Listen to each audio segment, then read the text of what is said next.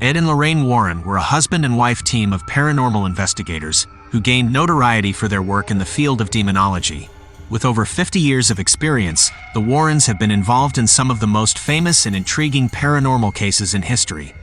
From the haunting of the Amityville Horror House to the Perron family's encounter with a witch's curse, the Warrens' work has captivated audiences and sparked the imagination of people around the world. In this video, we will delve into the 10 most famous cases investigated by Ed and Lorraine Warren, exploring the details of each case and the impact they have had on the paranormal community. Whether you are a believer in the supernatural or a skeptic, these cases are sure to leave you intrigued and captivated.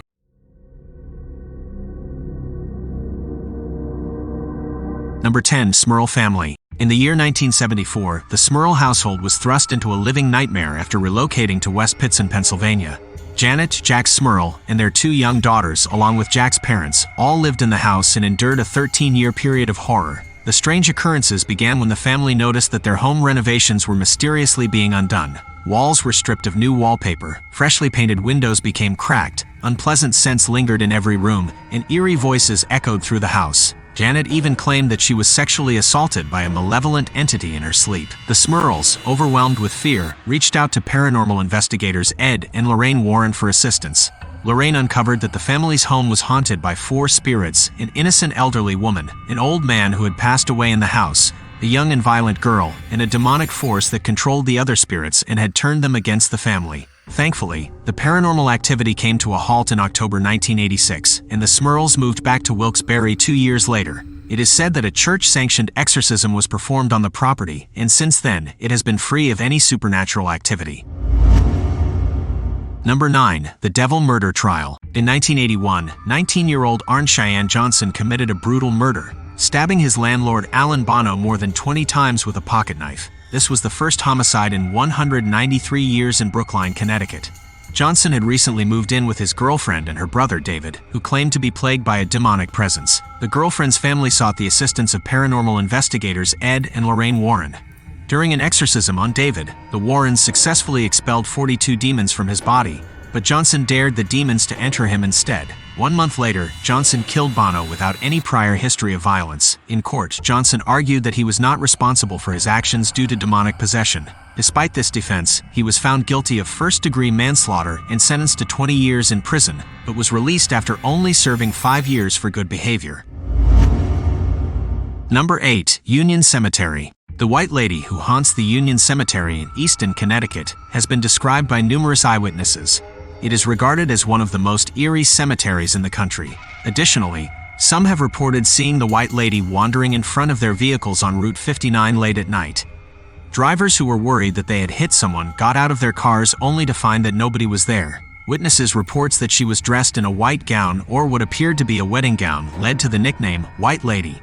In order to document the investigation, Ed and Lorraine Warren set up their cameras in the cemetery in 1990. They heard a woman crying just around 2:40 a.m., and a female form had started to walk several feet in their direction. She disappeared from view as Ed walked up to her. Nowadays, it is well known that the cemetery closes after sundown. Number 7. The London Werewolf. Bill Ramsey, who was born in Southend-on-Sea, England, was considered to be evidence of the existence of werewolves. He remembered feeling strange as a child before experiencing a powerful rage that allowed him to uproot a fence. As an adult, he claimed to transform into a wolf with claws. The Warrens became involved after London police reported being attacked by a werewolf. During the first lycanthropy case they encountered, Ed interviewed the police officers and confirmed the man's strength. In 1989, the Warrens convinced Ramsey to undergo an exorcism at their church in Connecticut. During the exorcism, Ramsey's face contorted and he attacked the exorcist, but the event ultimately resulted in success, with no more incidents recorded since. Number 6. Amityville Horror. In the early hours of November 13, 1974, Ronald Butch DeFeo Jr. used a .35 caliber rifle to murder his parents and brothers as they slept soundly in their beds. When Butch started, he simply couldn't stop. He subsequently admitted to the police. It moved so quickly. The Lutz family settled into the Amityville home on Ocean Drive the next year. The family had the house blessed by a priest, who advised them not to use the upstairs room as a bedroom or allow anyone to sleep there. They quickly realized there was a problem. The couple's little daughter established an imaginary friend with a red-eyed pig. The house was filled with obnoxious smells, the furniture seemed to hover, and the night was filled with banging. They eventually left the house running. When Ed and Lorraine Warren looked into it, they found that a practicing black magician had previously used the property. He had asked to be buried there, and it is still there today. Number 5. The Perron family. Are you enjoying the video so far? If yes, don't forget to subscribe on the channel and leave your like. This is our first video of many that are to come, and we need your support to grow on the platform. We are counting on you. In 1970, the Perron family moved into a farmhouse in Rhode Island and soon experienced strange occurrences. They saw a tall woman in a gray dress roaming the house, and the family experienced other ghostly disturbances. Ed and Lorraine Warren investigated the property and found that the ghost was a 19th century witch named Bathsheba who had sacrificed her baby to the devil and died after that. Bathsheba's ghost caused constant turmoil for the Perron family, especially for Carolyn, and the ghost constantly fought with Carolyn for control of the house. Despite the family's efforts, Bathsheba remained in the house and the Perrons were forced to move away. Number 4. Annabelle. Annabelle doll, which is housed in a unique protective case, has a permanent home at the Ed and Lorraine Warren's Occult Museum. When 28-year-old Donna received her Raggedy Ann doll in 1970, she and her roommate didn't take long to detect that Annabelle was wandering the apartment by herself. Additionally, they discovered a few scribbled notes on parchment that said, "Help us." They initially believed that everything was a joke, but as things became worse, they made the decision to consult a medium. They were able to communicate with Annabelle, a ghost who had passed away when she was only 7 years old during the seance. When Ed and Lorraine learned of this, they forewarned the women that a demonic spirit was trying to locate a human host by influencing the doll. The doll was permanently taken from the apartment when the Warrens saw Annabelle levitate, and she was then put in a locked glass display at their museum. Social media was rife with claims that Annabelle had escaped the museum in 2020. However, this was subsequently revealed to be a hoax due to a piece that had been improperly translated into Chinese.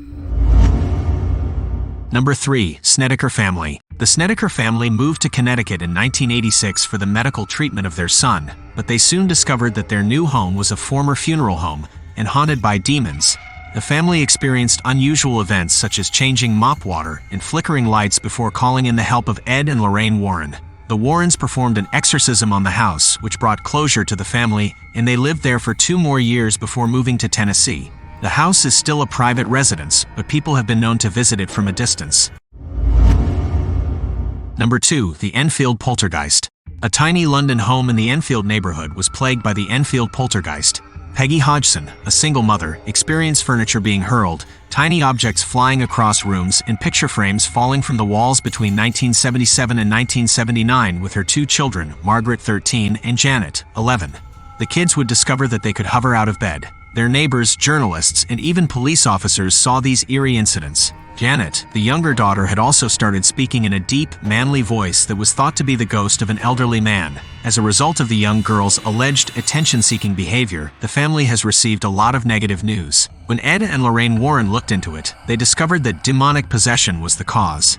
Later, Janet acknowledged that she had used a Ouija board prior to the disturbances, though she hadn't realized she had done so until she saw the pictures. Even as individuals made an effort to disprove the claim as nothing more than a money-making scheme, the family persisted in residing in the home. Although Mary Hodgson passed away in 2003, her daughter Janet is still convinced that a possession took place.